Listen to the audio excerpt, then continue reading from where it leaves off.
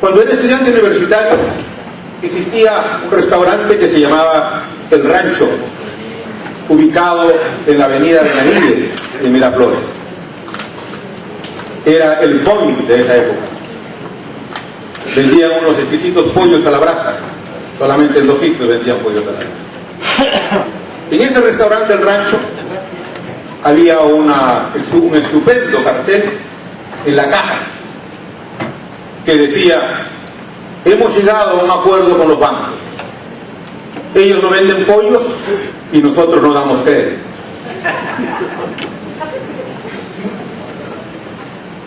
Bien, esta era una forma muy clara de distinguir las funciones que tiene el sistema financiero y el sistema comercial. Hoy día hay una superposición de funciones de ambas actividades en el mercado, siendo que las dos instituciones, la institución notarial como cuanto la institución del sistema financiero, son instituciones dedicadas a la intermediación.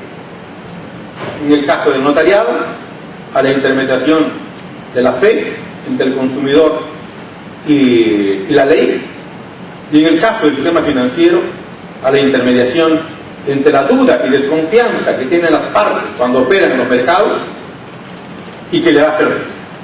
Ambos, tanto el sistema notarial como el sistema financiero, lo que buscan es que en esa intermediación y entre la incertidumbre de las partes, darle certeza, veracidad y confianza. Pero ambos están hoy día en aquello que se ha explicado con lujo de detalles en la sesión de la mañana y en la tarde sobre la globalización, que muchos la repetimos y poco la entendemos. La globalización no es un fenómeno nuevo, es un fenómeno muy viejo, muy antiguo. Los papas quisieron establecer un sistema de globalización con el calendario, y no han podido porque 2/3 partes del mundo tienen otro sistema de calendario. Pero ¿qué es lo que ha traído esta globalización? La globalización ha traído un cambio cultural increíble. Un cambio cultural acicateado por 2 factores: el estupendo desarrollo tecnológico, al cual también se ha hecho referencia en esta tarde, y a su vez la impronta del sistema financiero. Y han creado una cultura distinta, no de decenios pasados, sino distinta de apenas hace 20 años. ¿Cuáles son las características de los referentes culturales de hoy día? Podríamos resumirlas en 4 referentes culturales que caracterizan hoy día a la cultura y a la vida de miles de millones de hombres y mujeres. En la cultura del facilismo, el placer inmediato, el sentido práctico de la vida y el inmenso afán de lucro por encima de la solidaridad. Esto es lo que caracteriza hoy día al aspecto cultural.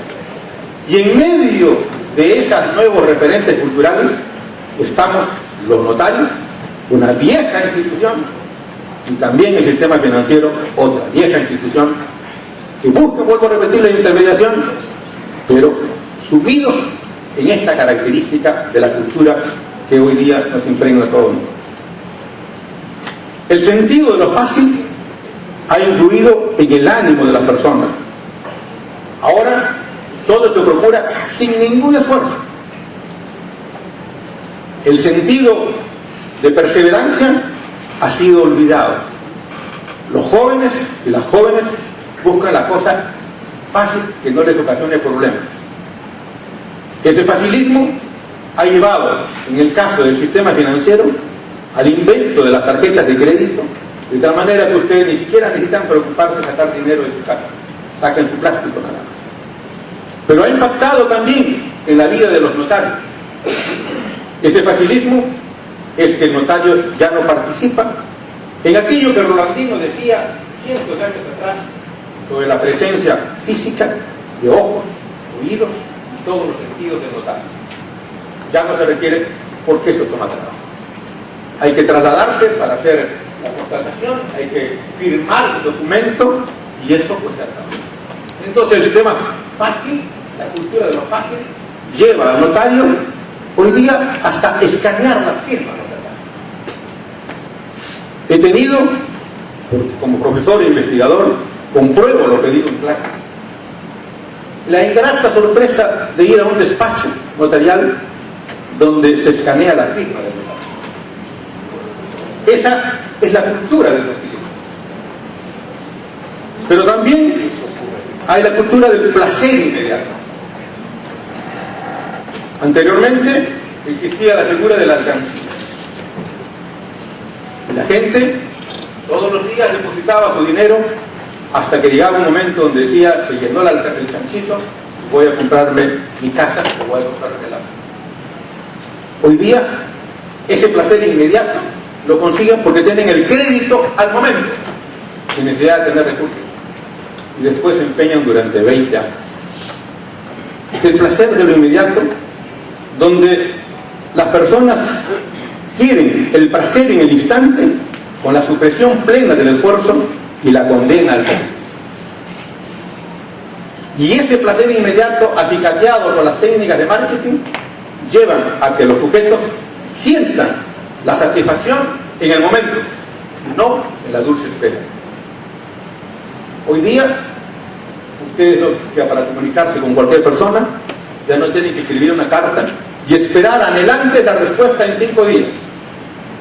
En un instante accionan de manera dactilar el iPhone y se están comunicando en tiempo real con la persona que quiere. El placer diferido no existe. Hoy día el placer inmediato. Y esto origina no solamente el deterioro de la concepción cultural, sino también el deterioro de muchas parejas que se unen y que lógicamente por el placer inmediato, la espera ya no funciona, quiero sencillamente cambiar y jugar como una camisa. La sensualidad ha invadido todas las manifestaciones de la vida, las decisiones políticas y las expresiones sociales, porque que buscan obtener logros inmediatos, sin costos de espera, esfuerzo o desarrollo de tareas. Y esto impacta en la conducta de todas las profesiones, porque el desesperado afán de la satisfacción inmediata hace a veces caer en el pecado. Y no en el pecado de la carne, como algunos podrán pensar, sino en el pecado de la avaricia y de la desesperación por el dinero. La otra característica de esta cultura es el sentido práctico. Todo debe tener un sentido práctico y eso va en perjuicio de la profundidad, del análisis y la meditación. Esos inmensos aparatos que tienen ustedes hoy día en sus poltronas están llevando a un sentido práctico donde no hay posibilidad para el análisis, la meditación, o sencillamente a auscultar las cosas. El mundo de las imágenes ha superado el esfuerzo de sentarse un momento a analizar.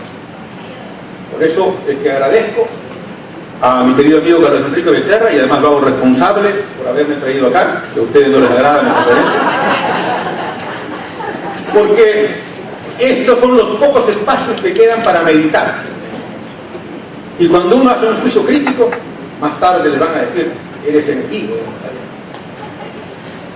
Bien, y es que este mundo tecnológico ha llevado un nuevo estilo de vida y un lenguaje desprovisto de emociones. Basta contemplar cómo en los restaurantes las parejas se sientan, nunca se hablan durante la noche, pagan la cuenta y se han pasado la noche ambos manejando el iPhone. Y es sorprendente porque gente joven que pierde la gran oportunidad de la vida de poder intercambiar experiencias, emociones y sentimientos, ya no la va a tener más. Porque durante horas y horas, ambos sentados, ni siquiera se miran a los ojos. Se levantan, se van, habiendo manejado el iPhone. Y algunos tienen 2 y 3. Este sentido práctico y utilitario conlleva a un individualismo exacerbado. Todos se sienten evidentemente importantes y uno mismo con olvido de la solidaridad social y de la presencia gremial. Nosotros, o yo personalmente, tuve la oportunidad de trabajar en una directiva justo con Carlos Enrique Becerra, y era un trabajo solitario. Y las convocaciones de asambleas no son más allá del 10% de los miembros del tribunal. No solamente en este colegio, sino en todos los colegios profesionales. Y eso es peligroso, porque se deja a un grupo pequeño que decida por los demás. Este es el sentido práctico que aleja la solidaridad, la convivencia y sobre todo el respeto por los demás. Todo esto conduce a un egocentrismo que resulta el hedonismo, y entonces se configura una mentalidad práctica que busca logros materiales por encima de los demás.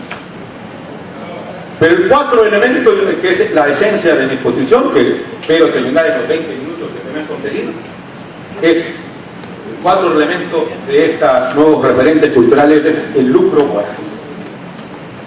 Hay un lucro desesperado, un afán desesperado. No soy enemigo del lucro. Al contrario, me parece interesante, si no, no hubiera podido comprarme este modernito eterno en él.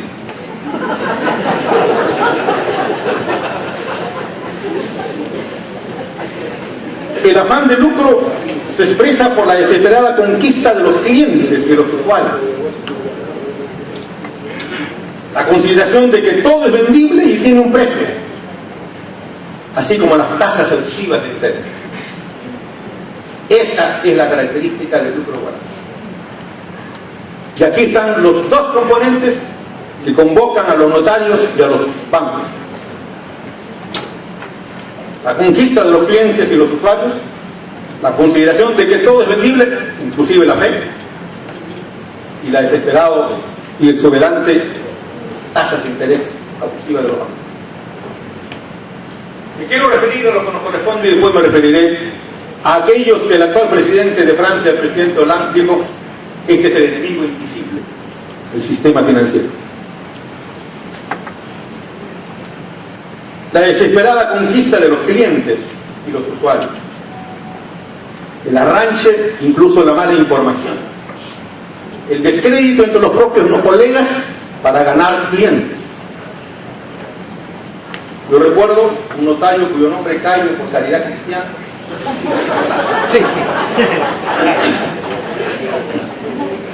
que un buen día, siendo yo habiendo subido recién el despacho notarial, y en consecuencia esperando que lleguen las personas para poder atenderlas, me llama una vieja y querida amiga, su primo lo de vieja,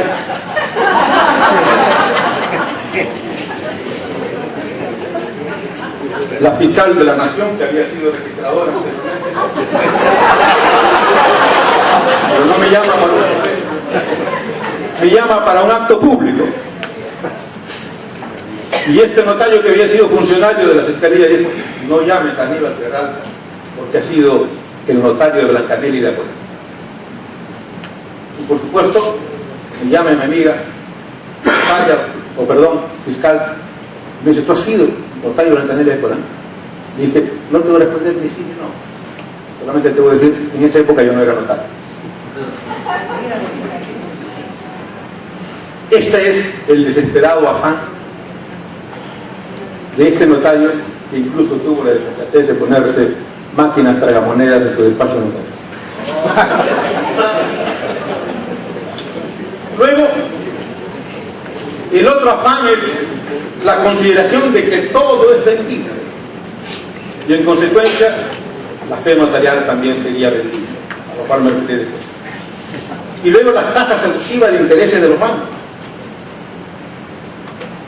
Lo cierto, los intereses son totalmente legítimos, es un fenómeno económico, pero totalmente legítimo. El problema no es la validez de los intereses, el problema es el quantum, la tasa de interés. Y en un país que apenas tiene un 3% de inflación, no llega al 2,5% de inflación, las tasas de interés llegan, en el caso de los bancos, a casi el 80% de interés. Y en el caso de las casas comerciales como Saga, Ripley, Falabella, llegan al 300 y al 500% de interés anual, según un informe del Centro de la Pontificia Universidad Católica del Perú de hace 3 años.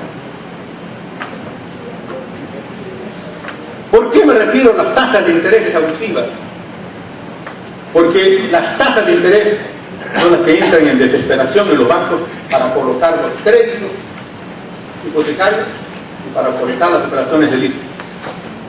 Y entonces en esa desesperación de que comienza a generar tasas de interés hoy y no mañana, entran en colisión con las relaciones notariales. Nuevamente, la cultura del facilismo y del inmediatismo. ¿Para qué esperar una semana si puedo generar ya hay tasas de interés desde hoy día por las 6 de la tarde? Todo esto lleva a un aspecto que no se quiere tocar porque hay aquí una explicación psicoanalítica. Nadie quiere recordar las cosas más ingratas de su vida porque no hay cosa que más choque que la propia conciencia. Y uno se autocensura. Y entonces nadie quiere hablar que el mercado mismo ha creado mecanismos de corrupción. Ese afán desmedido por el lucro voraz, el inmediatismo y el facilismo genera corrupción. Porque para obtener las cosas hoy, tengo que a veces que saltar la valla. No superar los obstáculos, sino facilitar las cosas. Así es que el propio mercado lleva implícito el germen de la corrupción. Sin embargo, la corrupción es conceptualmente imprecisa, pero se puede estudiar a partir de sus manifestaciones y de las diferentes expresiones de los agentes y los operadores. En un valioso trabajo escrito por un profesor lamentablemente desaparecido muy joven, Alfonso Quirós, afirma que la corrupción comprende el ofrecimiento y la recepción de los sobornos, la malversación y la mala asignación de fondos y gastos públicos, la errada aplicación de programas y políticas, los escándalos financieros y políticos, lo cual es absolutamente cierto, pero en el campo de los servicios notariales y financieros es más que eso, pues intervienen con frecuencia otras profesiones. El lucro voraz ha descuidado el principio de solidaridad. Yo los felicito a todos y cada uno de ustedes porque en medio de su trajín se han dado un espacio para su presencia en este Congreso, que es una muestra de solidaridad para los que han organizado el evento. Pero este lucro voraz, decía yo, descuida el sentido de solidaridad no solamente con el gremio, sino con la sociedad, con la familia, con el propio colega. Constituye, sin embargo, la solidaridad la base de la naturaleza humana. El privilegio del triunfo y el logro económico sobre los valores humanos de dignidad y decoro es sencillamente erosionado por el lucro voraz. El lucro voraz afecta los valores humanos de la dignidad y del decoro. Resulta el lucro voraz del hedonismo por encima del sacrificio y la recompensa en el largo plazo. Tal panorama evidentemente ha perjudicado paradójica o ha incrementado paradójicamente los actos de corrupción, ya que los profesionales de todo tipo buscan obtener dividendos a toda costa. ¿Cuántos de ustedes y de nosotros no recibimos recibos de honorarios ni facturas de médicos, arquitectos, odontólogos? Mientras que los notarios nos llega a cada momento la visita de la SUNAT para ver si estamos emitiendo facturas o no. Y sin embargo la sociedad vive con todos ellos, con los médicos, con los odontólogos, con los arquitectos, con los que hacen catering, que no dan absolutamente ningún recibo y impiden que se les dé además el pago en efectivo. La unidad de inteligencia financiera ha creado ese proyecto totalmente ilógico que dice: si el notario conoce de un acto que sea doloso, debe comunicarlo. Hombre, si lo conoce no debe hacerlo.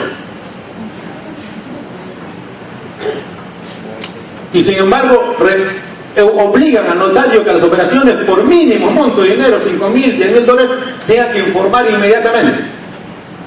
frente a mi despacho hay 4 doleros que hacen operaciones por encima de $500,000 al diario. No reportan a nadie. No emiten facturas de nada. La policía está ahí y cuando la zona llega también los mira y cambian sus dólares con los doleros. De tal manera que es una actitud hipócrita. El sistema de control está ahí, debe estar ahí, en los doleros, en los casinos. No en la figura del notario, que no tiene ninguna experiencia para hacer una fiscalización policial. Hoy día, mi querido amigo Ángelo Flores Arauz hacía referencia a esta actitud de la Unidad de Inteligencia Financiera. Esto es sencillamente para engañar muchachos. Como es engañar muchachos el tema de la captura de los pequeños narcotraficantes del aeropuerto. 4 kilos, 5 kilos, un gran escándalo. El Perú exporta 300 toneladas métricas de cocaína. Hemos superado a Colombia en la exportación de droga. Y sin embargo la policía solamente captura el 1% de esas 300, pero han salido 300. Así que es parte del juego del sistema financiero. ¿Esa plata a dónde va? El sistema financiero tiene en sus propios despachos, en los segundos pisos, agencias para los paraísos fiscales. Cuando tú tienes una cuenta que supera ya los 6 dígitos, ya te están llamando. Yo todavía no llego a los 4 dígitos. Y te están llamando para abrirte una cuenta en un paraíso fiscal.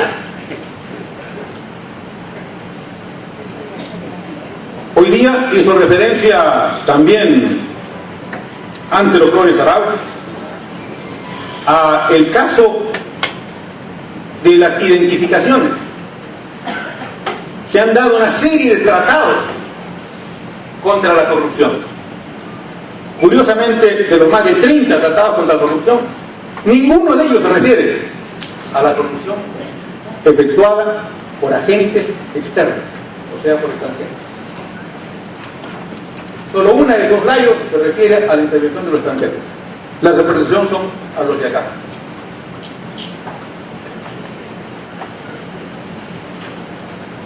Bien.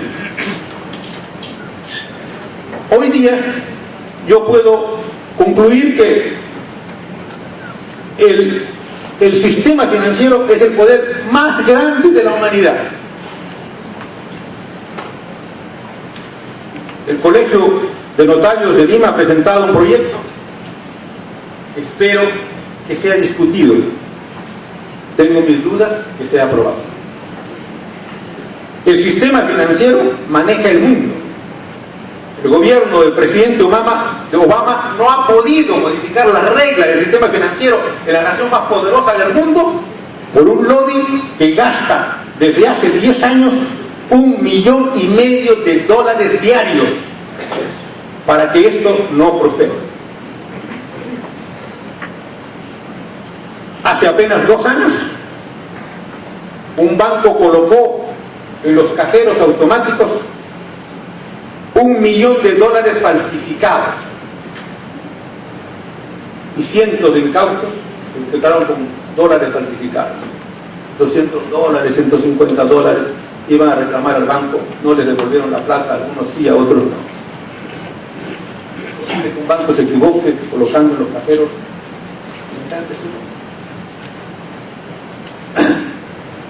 Aun cuando la corrupción no es un fenómeno de última hora, sus sutiles formas sí son nuevas y han adquirido con la ayuda de la teleinformación, es decir, dentro de la tal fase de la dominación tecnológica, niveles insospechados que están corroyendo los raíces de la propia democracia.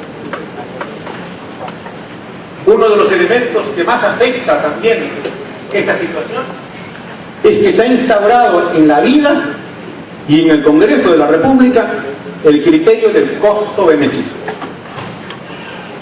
El criterio de costo-beneficio fue instaurado durante la administración de Fujimori. Es un criterio estrictamente económico. Yo tengo que aceptar las cosas cuyo beneficio sea mayor que los costos. Muy bien, ese es un criterio económico, pero no es un criterio jurídico ni menos ético.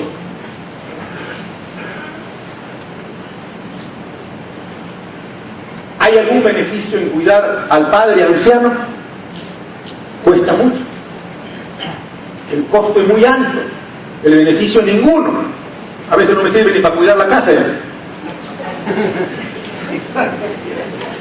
Entonces, si nosotros razonamos bajo criterios económicos, hay que matarlo rápido, ¿no? Porque el costo es muy alto. Médico, proteínas, vitaminas, enfermeras, beneficio cero.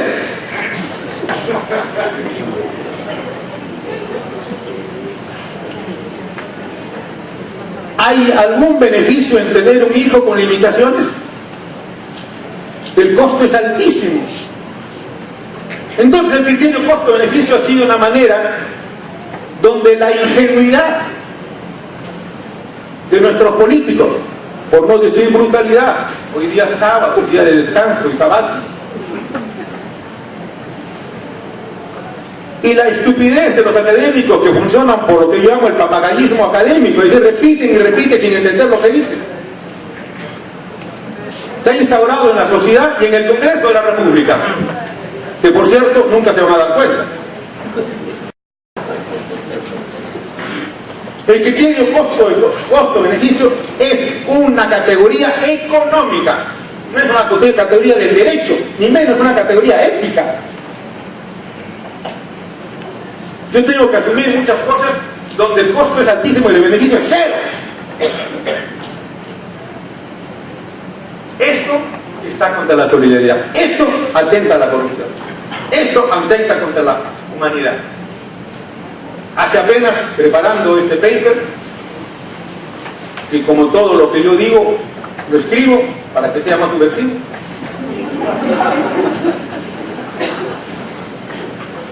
leía las declaraciones de ese Papa extraordinario que es Francisco.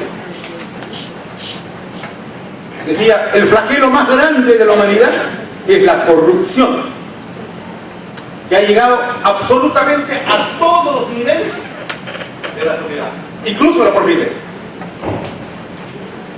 Y eso se origina por esta errada categoría del costo-beneficio.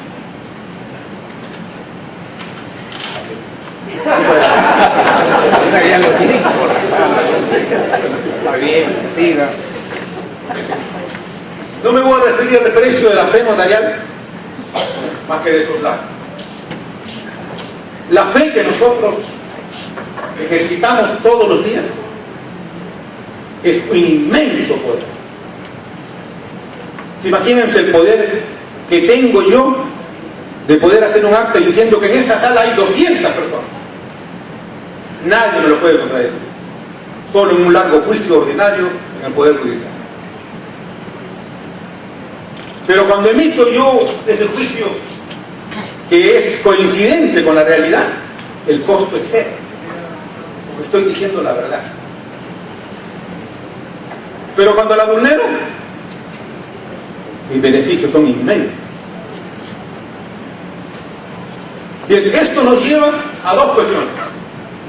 Primero, la necesidad de un arancel, porque el notario necesita una vida decorosa.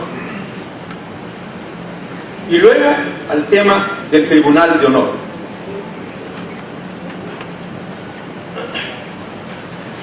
Pero les dije yo que quería terminar, con esto termino, mi querido coordinador, con esa relación entre banco y notario. El Colegio de Notarios ha presentado un proyecto al Congreso de la República a fin de posibilitar que todos los notarios tengan acceso libremente a desempeñar su oficio. Yo tuve una experiencia hace poco, cuando uno de mis hijas quiso comprar una casa en su departamento y fue lógicamente a un banco y el banco le dijo, estos son nuestros notarios. Felizmente uno de ellos era un directo colega mío y dije, maravilloso, dile que con ese notario. Fue y mencionó ese notario y le mencionó al banco y dijo, con ese notario no, aunque está en la lista, quiero otro notario de esta misma lista. Y usted lo va a hacer en ese otro notario servicio. Eso explica ese afán desesperado de arrancharse los clientes. Y mi hija no pudo hacerlo en el notario que yo quise, sino en el notario que quiso el administrador del banco. Porque la respuesta del banco fue: ¿quieres el crédito o quieres el notario? Bien, entonces, frente a esta actitud, el Colegio de Notarios, y felicito esto a Carlos Enrique Becerra, que no ha olvidado de ser un joven rebelde, de haber presentado junto con la directiva que lo acompaña, todos ellos gente digna, un proyecto de ley. Yo quisiera que esto se discuta, porque aquí se está atentando contra la libertad que tiene toda persona de escoger el notario que quiere. Es cierto que los que sostienen el statu quo dicen: no, es que los bancos necesitan centralizar sus operaciones y necesitan hacer las operaciones ágiles dentro de ese criterio de cultura de la agilidad y de la rapidez. Yo personalmente aliento la discusión. Por lo menos vamos a ejercer eso que en América Latina llamamos el supremo derecho al papeleo. Sin embargo, creo que en esta realidad, como en cualquier parte del mundo, inclusive en Europa, el sistema financiero se impondrá para siempre, como lo ha hecho hasta ahora, y esa es una de las grandes tragedias de la humanidad. Muchísimas gracias.